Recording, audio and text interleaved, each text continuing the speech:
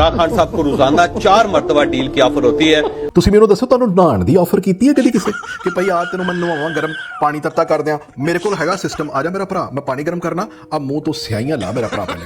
ਯਾਨੀ ਤੂੰ ਲਿਫਾਫਿਆਂ ਦੀ ਵੀ ਸ਼ਾਨ ਘਟਾਈ ਹੋਈ ਆ, ਬੇਸ਼ੱਕ ਤੂੰ ਟੌਪ ਦਾ ਲਿਫਾਫਾ ਵਾ, ਲੇਕਿਨ 1 ਸਾਲ ਪਹਿਲੇ ਜਦੋਂ ਤੂੰ ਮਰਦਾਨਾ ਕਮਜ਼ੋਰੀ ਦਾ ਇਲਾਜ ਦਰਿਆਫਤ ਕੀਤਾ ਸੀ ਨਾ, ਤੇ ਸਾਰੇ ਸਾਫੀਆਂ ਨੇ ਤੇਰੀ ਤਾਰੀਫ ਕੀਤੀ ਸੀ, ਉਦੋਂ ਫਿਰ ਵੀ ਤੇਰੇ ਮੂੰਹ ਦੇ ਉੱਤੇ ਨਾ ਕੋਈ ਥੋੜਾ ਜਿਹਾ ਰੌਣਕ ਹੈਗੀ ਸੀ। ਹੁਣ ਤੇ ਮੇਰਾ ਭਰਾ ਬੇੜਾ ਹੀ ਗਰਕ ਹੋ ਗਿਆ। ਅੱਲਾ ਜਾਣੇ ਉਹ ਤੂੰ ਓਵਰਡੋਜ਼ ਲੈ ਲਿਆ, ਤੈਨੂੰ ਆਪਣੇ ਆਪ ਤੇ ਇੰਨਾ ਹੀ ਯਕੀਨ ਸੀ ਕਿ ਤੂੰ ਓਵਰਡੋਜ਼ ਕਰ ਕਰਕੇ ਨਾ ਚਿਹਰੇ ਦੇ ਉੱਤੇ ਤੂੰ ਦੇਖ कितना स्याहियां ला लिया हुई हैं। एक और रीज़न भी बताता हूँ जुबेद चौधरी साहब, में भी आपके जो चेहरे पर रौनक है ना कि इस तरह की, वो उसकी वजह शायद एक और है। आप अपनी हर वीडियो का जो आगाज़ करते रहे ना, वो ये करते रहे कि लाखों करोड़ों दरूदो सलाम यानी अल्लाह दा और रसूल दा नाम लैके तो झूठ बेचना, तो फिर मुँह के उत्ते इदां दी शान आनी है मेरे भरा। यानी मरियम नवाज़ ने अगर हाथ मिला लिया शेख के साथ तो कौन सी क़यामत आ गई है।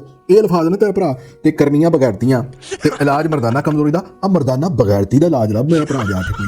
यानी मैं हैरान हूँ इस बंदे के ऊपर कि ये फौज का टट्टू, ठीक है, ये नवाज शरीफ जरदारी, कोई ऐसा बंदा जो करप्ट है, चोर है, आ भाएं ਉਹਦਾ ਇਹ ਨੁਮਾਇੰਦਾ ਬਣ ਕੇ ਬਹਿ ਜਾਂਦਾ।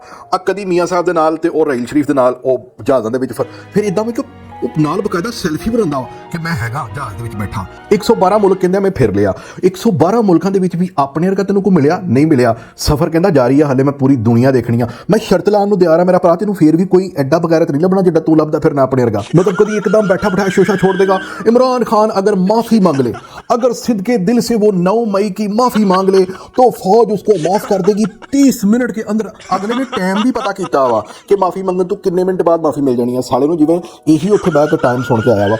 तो शुरू तो इन्हें फक्की किदां बेचनी शुरू की। अफ्रीका के एक मुल्क है ज़ैम्बिया, उसकी रियासत पता नहीं कौन सी है, बोम्बिया।